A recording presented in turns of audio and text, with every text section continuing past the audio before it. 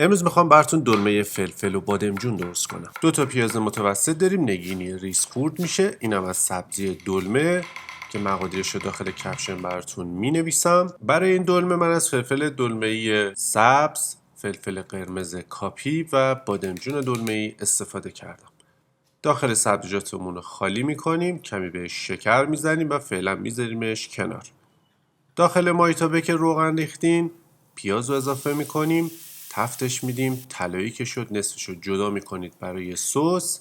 گوشت چرخ کرده اضافه میشه، تفت میخوره، ادویه اضافه میشه، بعد نوبت اضافه کردن رب هم که تفت خورد، سبزی خشک ترخون و مرزه و بعد برنج خیس خورده و لپه پخته شده رو هم بهش اضافه میکنیم و 5 دقیقه بعد آماده است.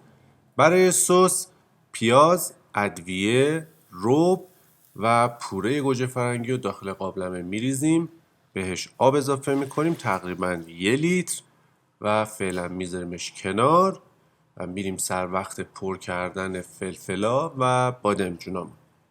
به این صورت پرشون میکنیم، داخل قابلمه میچینیدشون.